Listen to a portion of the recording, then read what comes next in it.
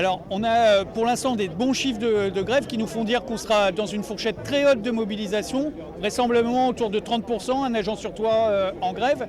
Et puis surtout, on a en plus beaucoup d'actions au niveau local. Il y a beaucoup de blocages de sites, il y a beaucoup d'actions envers les usagers. Et a priori, dans chaque département, il se passe quelque chose aujourd'hui. Alors, on fera le point demain quand on aura toutes les remontées. Mais oui, a priori, c'est une très bonne journée d'action. Je pense que les gens sont en train de s'apercevoir que les finances publiques c'est important et que les agents des finances publiques du coup sont importants pour le fonctionnement de l'État. Et donc les journalistes viennent nous demander aujourd'hui pourquoi on est dans l'action. Et tout simplement parce qu'on veut bien travailler et être au service des usagers. Ce qui les attend, c'est des choses toutes simples, c'est de ne plus pouvoir aller au guichet des finances publiques, de devoir prendre un rendez-vous pour être sûr d'avoir quelqu'un qui puisse leur répondre. Ce qui les attend, c'est des centres d'appel téléphoniques, des mails, enfin en gros transformer la DGFiP en simple opérateur téléphonique.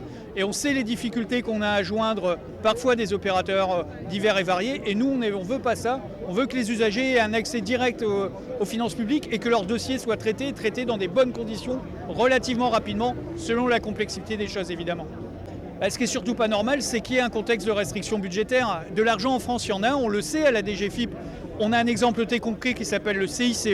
Le CICE, c'est 40 milliards d'euros qui ont été distribués dans la nature pour un impact qui est aujourd'hui évalué à approximativement 0 emploi créé. Donc on imagine bien que sur ces 40 milliards d'euros, on aurait pu les utiliser bien mieux pour les services publics, à la DGFiP, mais ailleurs, à l'hôpital, dans l'éducation nationale. Voilà, nous, ce qu'on veut, c'est un service public qui marche.